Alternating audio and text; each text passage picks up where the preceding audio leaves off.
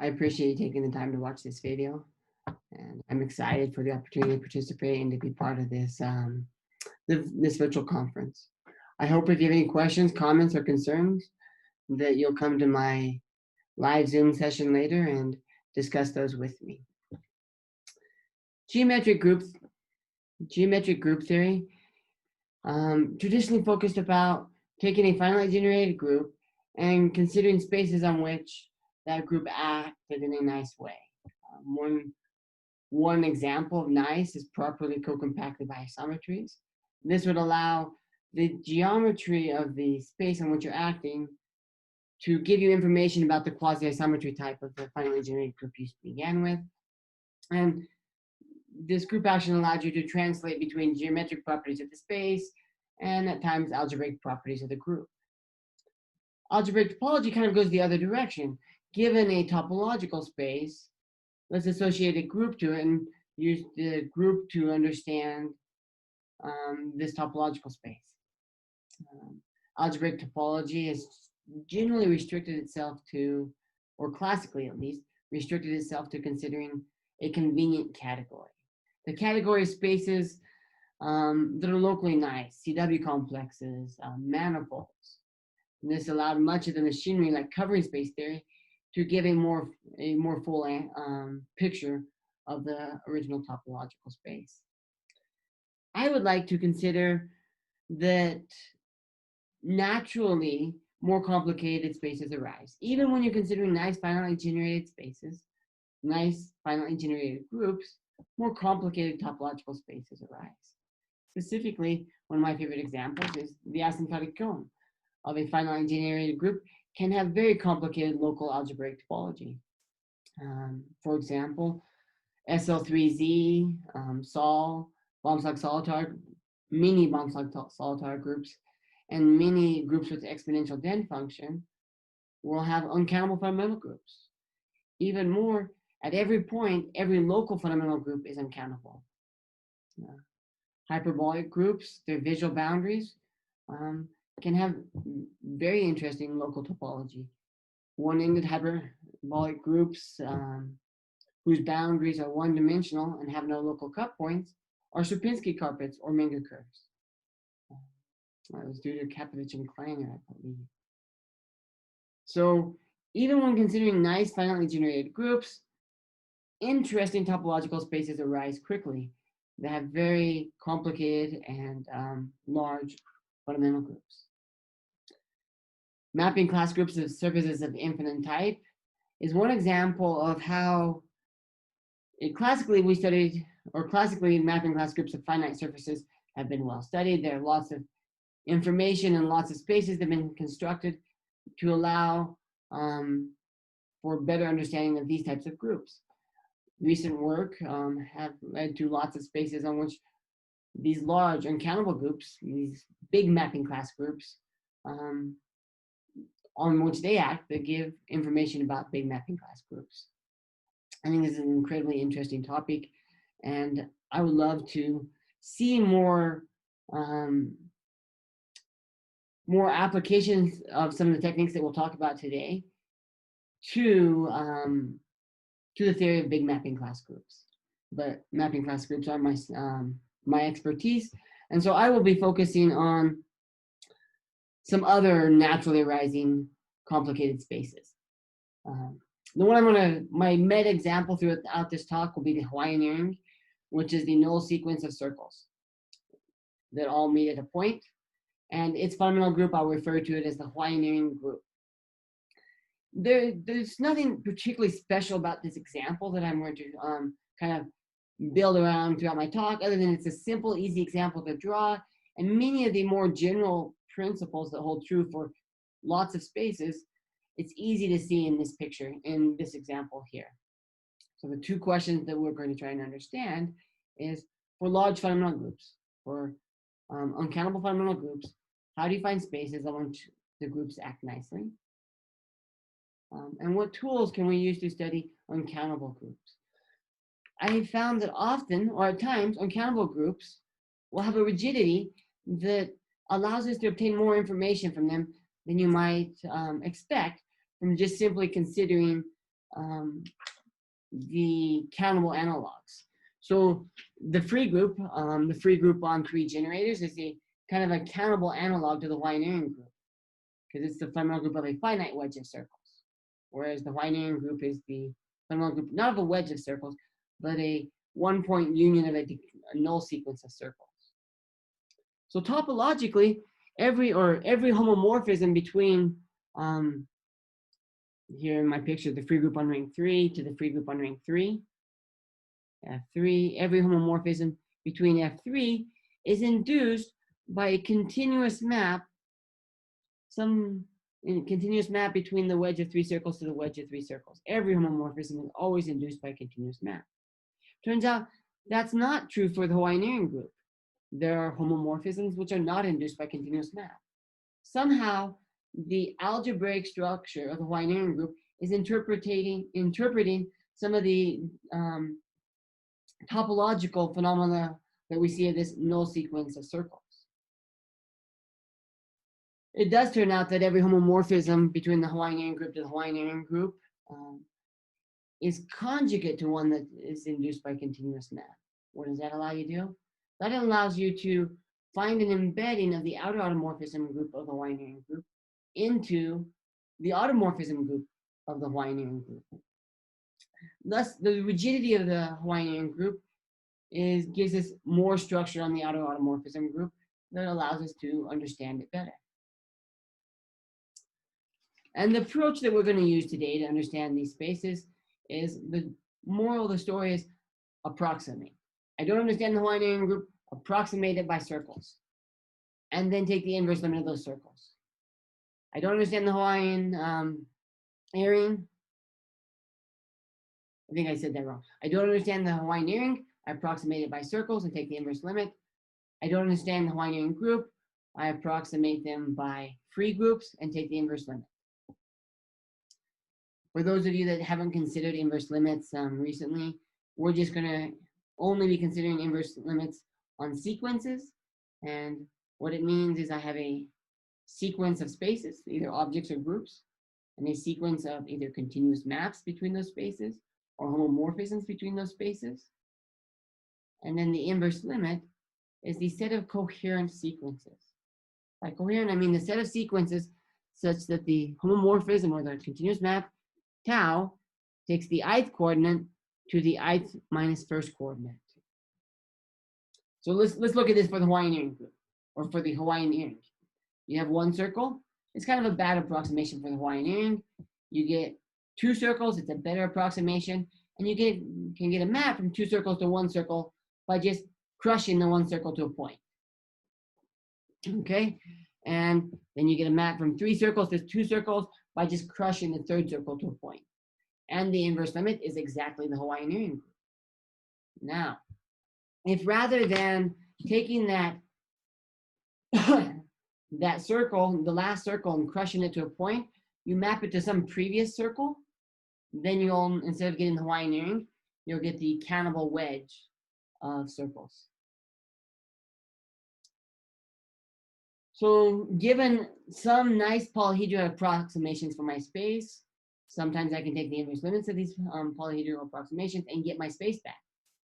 And then the natural thing to try is to take the fundamental groups of these. So take the fundamental group of one circle, take the fundamental group of two circles, and the fundamental group of three circles, which are free groups, right? That's free group on one generator, free group on two generators, free group on three generators, and take the inverse limit. At first glance, one might want to say that, well, that's just the fundamental group of the Hawaiian earring. But it turns out it's actually much larger than that. The inverse limit of finite ring free groups is bigger than the fundamental group of the Hawaiian earring. And in general, this is called the shape group. The shape group, there's a whole theory about shape group and shape theory, that it doesn't depend on which polyhedral expansion I took, and that it exists and is unique in some sense for compact spaces. And when you leave the compact world, it gets a little bit more complicated. But for now, all I'm really going to care about for the sake of this talk is that there's a natural map from the fundamental group into the shape group. Okay? And I will often denote that map by a sigma. The spaces of interest that I really want to study that give me large fundamental groups are piano continua. Compact, connected, locally path-connected metric spaces. Piano continua are kind of the minimum hypotheses that you want to be able to approximate something nicely by polyhedra.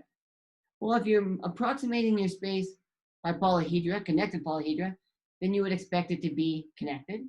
It would be compact.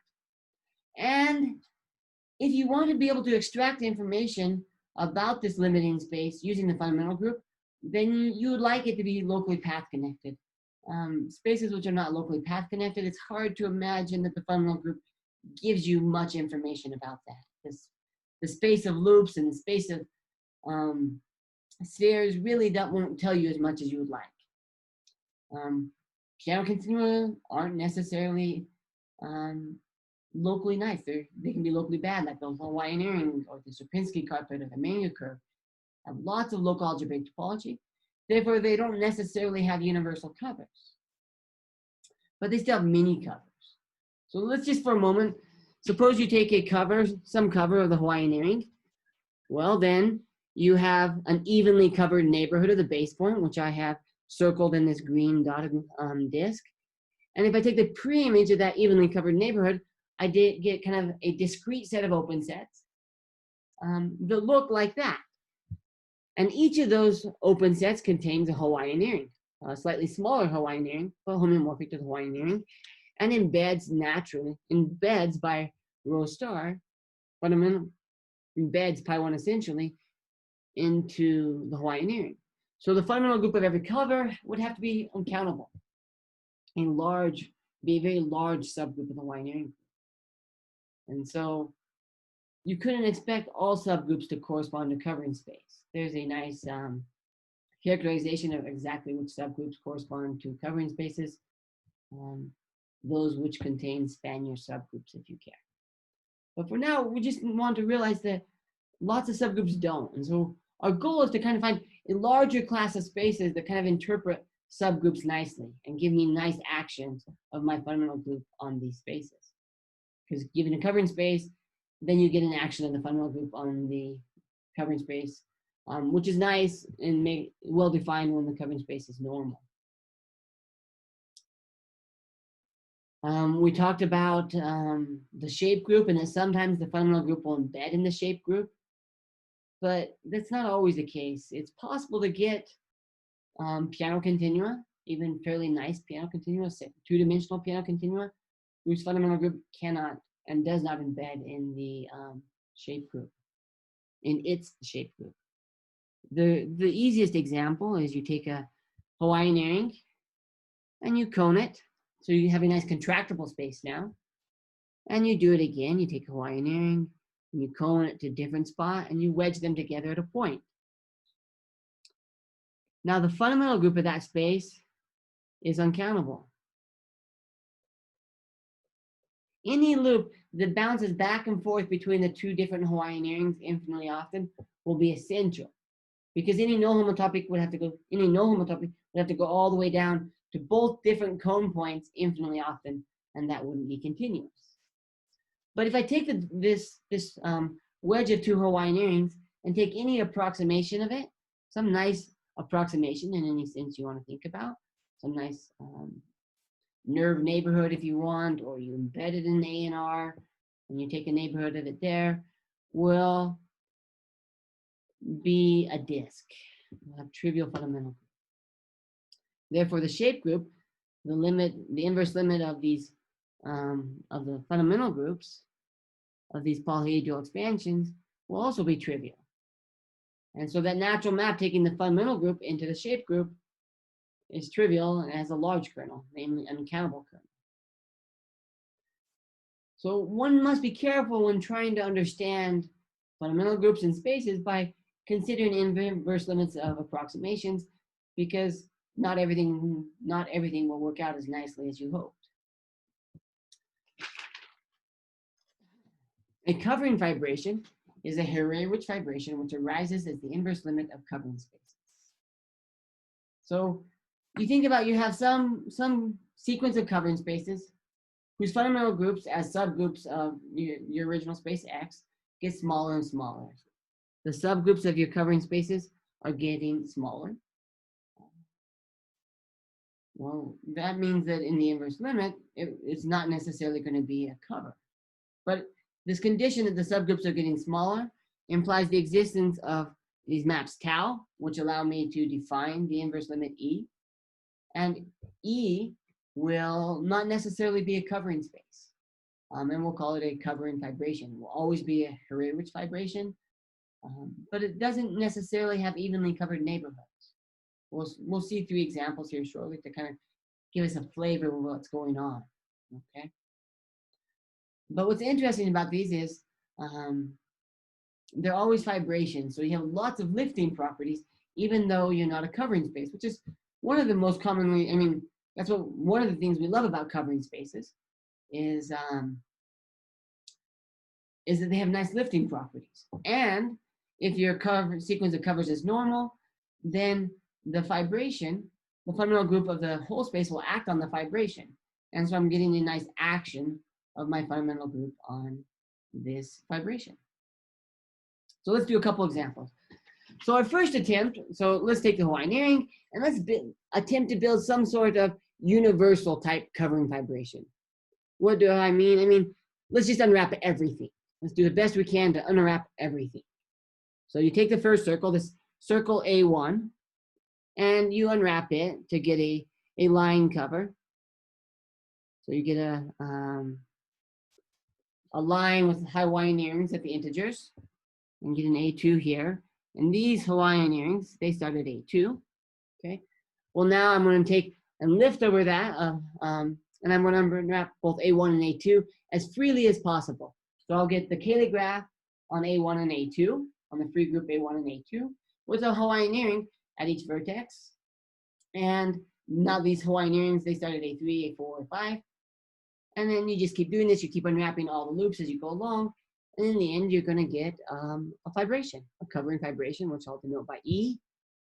E is simply connected in the sense that every path component is simply connected. But E is not path connected.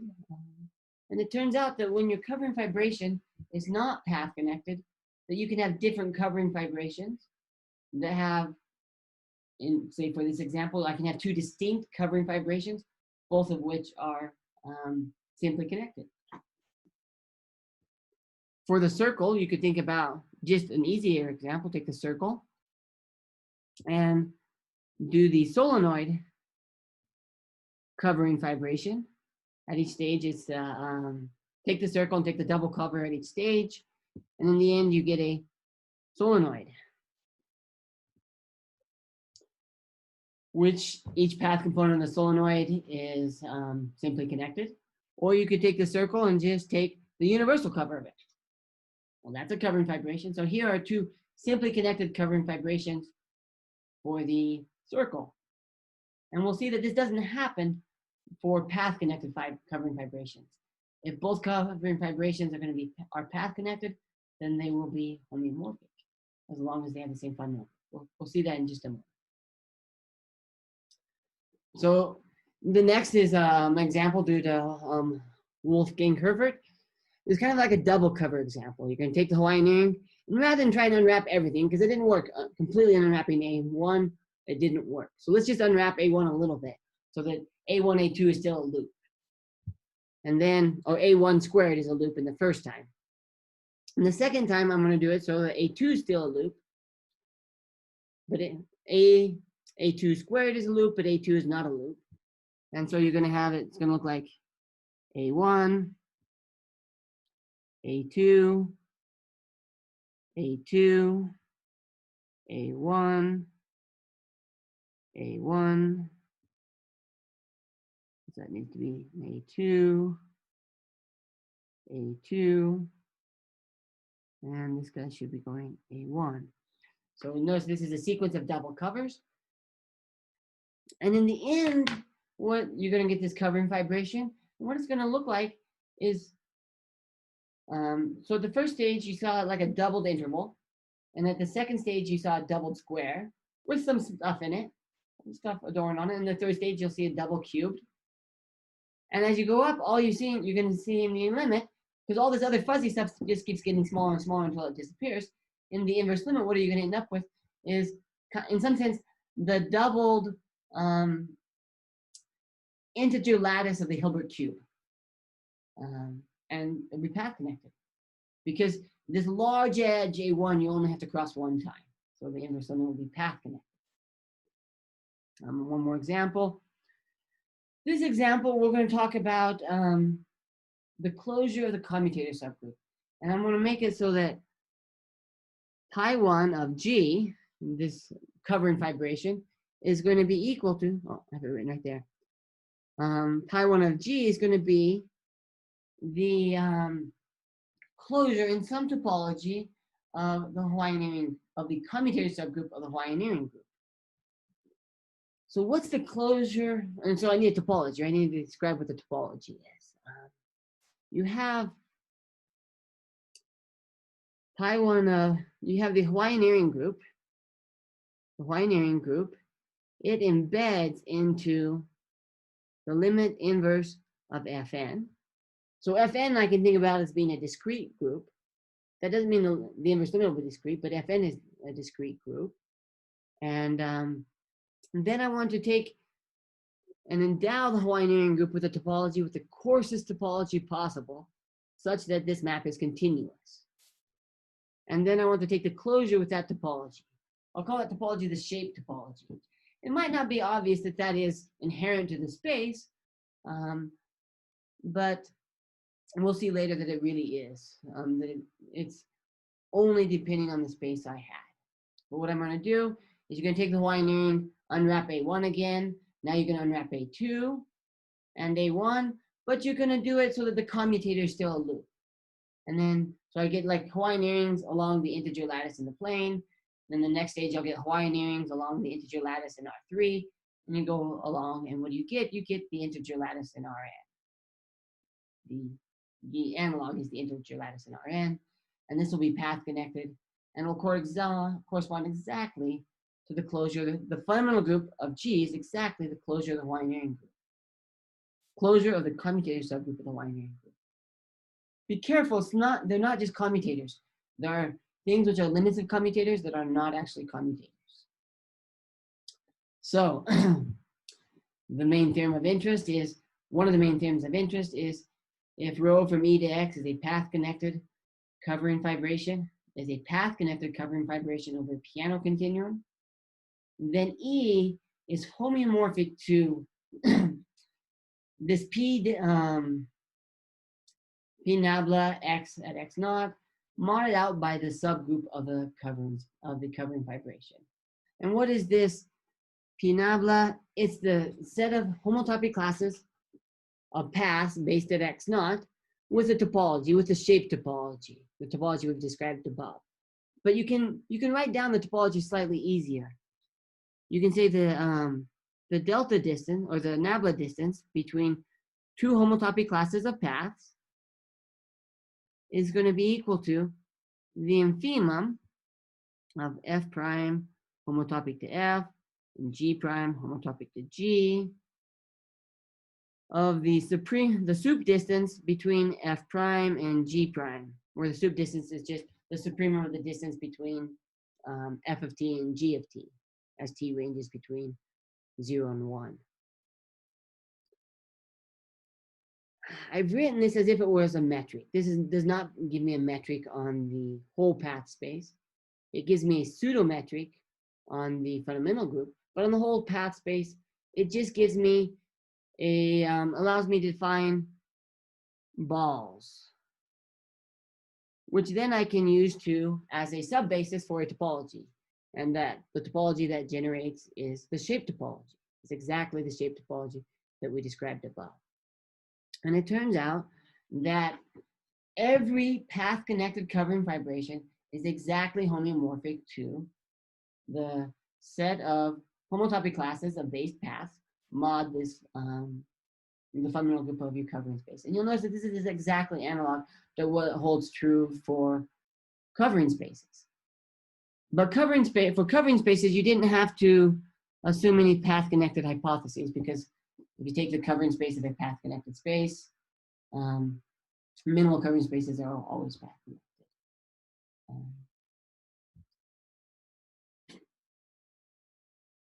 So we talked about why path, and it was a necessary hypothesis because as we saw before, that if it's not path connected, you couldn't hope to get a uniqueness for the covering fibration. And this theorem immediately tells us that path connected covering fibrations satisfy correspondence similarly to covering spaces.